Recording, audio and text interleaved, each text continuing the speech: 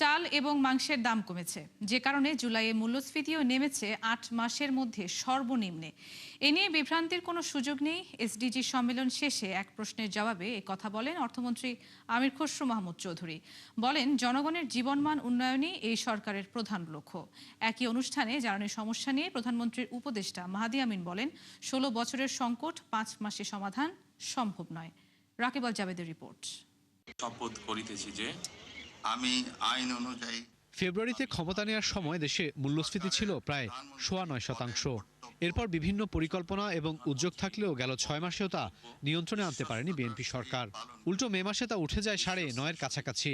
এরপর টানা বৃষ্টি, মধ্যপ্রাচ্য উত্তেজনার অভ্যন্তরীণ সরবরাহ সংকটে বাজারে হু হু করে বাড়ে নিত্যপণ্যের দাম। গেল মাস দেড়েক ধরে যা অব্যাহত আছে এখনও।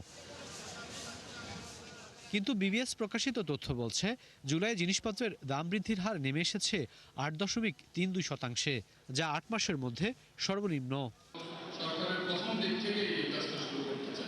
এসডিজি সম্মেলন শেষে এ নিয়ে প্রশ্ন করা হলে অর্থমন্ত্রী বলেন, চাল ও মাংসের দাম কমায় নিম্নমুখী ছিল সার্বিক হার, জানিয়ে বিভ্রান্তির কোনো সুযোগ নেই।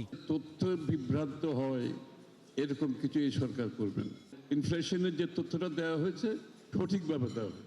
মাননীয় মন্ত্রী, কি কারণে কমেছে সেটাও আমরা দেখেছি, চেক করি। আমরা সত্যিকার অর্থে কোথায় দাঁড়িয়ে আছি এটা জানতে চাই, এবং এটা স্বীকার করতে কোনো অসুবিধা নেই। বাংলাদেশ এই এসডিজি গোল অ্যাচিভ করার ক্ষেত্রে কেবলমাত্র অর্থায়নের ঘাটতি আছে $421 বিলিয়ন, প্রায় 50 লক্ষ কোটি টাকার উপরে। ৩ দিনের এই সম্মেলনে প্রাধান্য পায় বৈষম্য, বেকারত্ব ও সামাজিক সুরক্ষার নানা বিষয়, যেখানে মজুরি কাঠামো নিয়ে অসন্তোষের কথা জানান বক্তারা। আর বৈষম্য, দারিদ্র্য কমাতে বাড়তি মনোযোগের তাগিদ দেন নাগরিক প্ল্যাটফর্মের আহ্বায়ক। আমরা এমন প্রবৃদ্ধি চাই যা কর্মসংস্থান সৃষ্টি করবে, এমন সমৃদ্ধি চাই যার সুফল দেশের প্রতিটি অঞ্চলে পৌঁছাবে।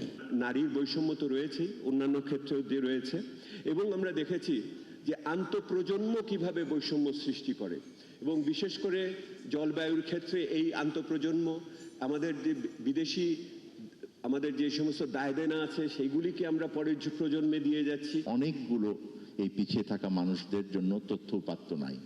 আমরা বলি যে যখন তথ্য উপাত্ত থাকে না, তখন আর you are not counted, you are also not on the table. আলোচনার এক পর্যায়ে সামনে আসে চলমান জ্বালানি সংকট। এ নিয়ে প্রধানমন্ত্রীর উপদেষ্টা মাহাদি আমিন বলেন, ১৬ বছরের সমস্যা ৫ মাসে সমাধান সম্ভব নয়। অবশ্যই বাংলাদেশে একটা বড় সমস্যা বর্তমানে জ্বালানি ক্ষেত্রে, কিন্তু ১৬ বছরে যে সমস্যা বাস্তবিকভাবে ৫ বা ৬ মাসে সেই সমস্যা শতভাগ সমাধান করা সম্ভব হয় না। সম্মেলনে সামাজিক নিরাপত্তা খাতে প্রয়োজনীয় বরাদ্দ ও ব্যয় নিশ্চিতের আশ্বাস দেন সমাজ কল্যাণমন্ত্রী।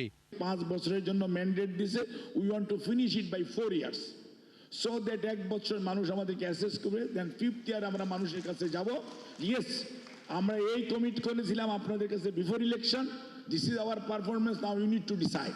রাকিব আল জাবেদ, ৭১, ঢাকা।